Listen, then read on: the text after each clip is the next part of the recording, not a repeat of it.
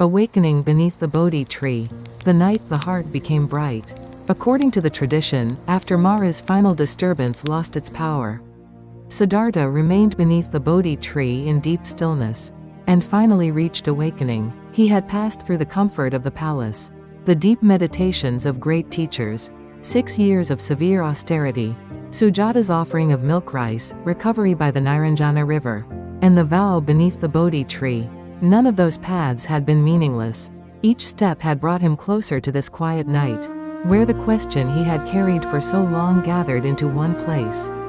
Where does suffering arise? Why does it continue? And how can it come to an end? Tonight's story continues after Siddhartha called the earth as his witness. The forest was still dark, but the darkness no longer felt like fear.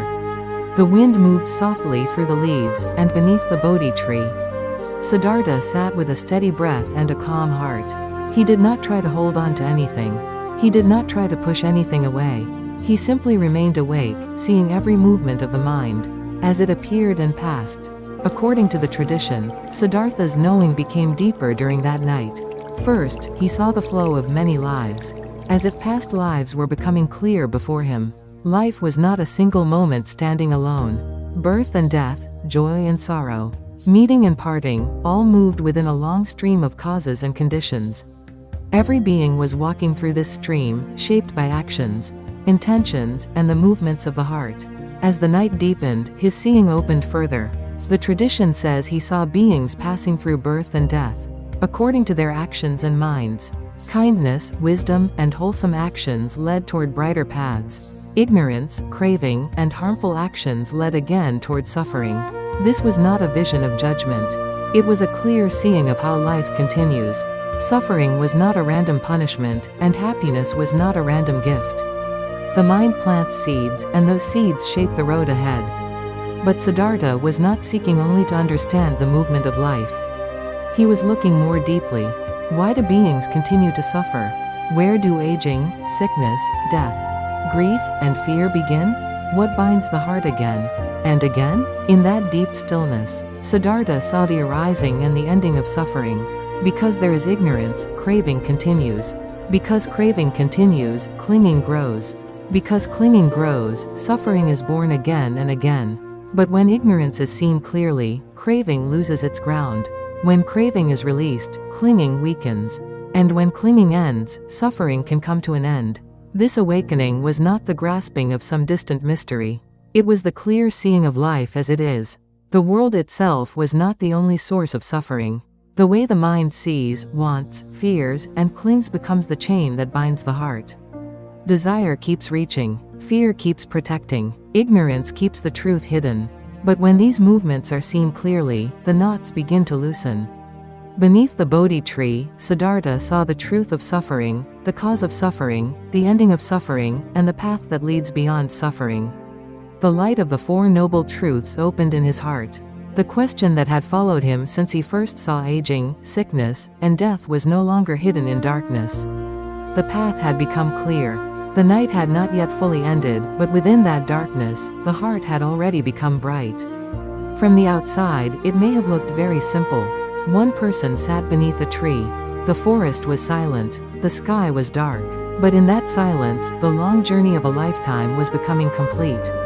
The prince who had left the palace, the seeker who had studied with teachers, the ascetic who had pushed his body to the edge, and the quiet one who had accepted nourishment and returned to balance were all gathered in this awakening. At dawn, according to the tradition, Siddhartha reached complete awakening and became the Buddha, the awakened one. This moment was not like a loud victory. It was more like the first light of dawn spreading gently after a long night. The mind was no longer shaken by fear, desire, or doubt. He had seen suffering. He had seen its cause. He had seen its ending. And he had seen the way that leads to peace. The awakening beneath the Bodhi tree was not only the peace of one person. It was the opening of compassion for all beings. The Buddha did not awaken in order to turn away from the world. In seeing suffering clearly, he also saw the sorrow of all those still caught in confusion, craving, loss, and fear. His wisdom was not cold. It was filled with compassion. The heart that had become free could now understand the hearts that were still bound. This is why the story of the Buddha's awakening remains so powerful. It does not tell us that darkness never comes. It does not say that fear, desire, doubt, or suffering are easy to face. Instead, it tells us that even a long darkness can become clear when the heart does not turn away from the truth. Siddhartha did not become awakened by escaping life. He awakened by seeing life deeply, without hiding from its pain and without being trapped by it. There are nights in our own lives when we also carry questions that do not easily disappear.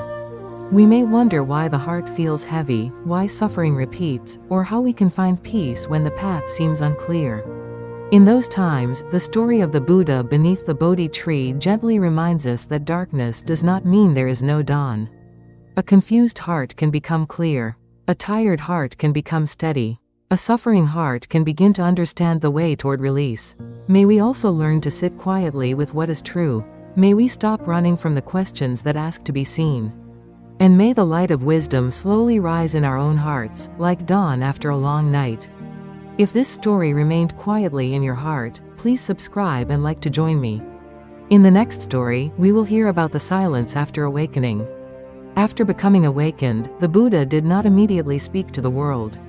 He quietly wondered whether such a deep truth could truly be shared and understood. I will share the story of that silent hesitation in the next story.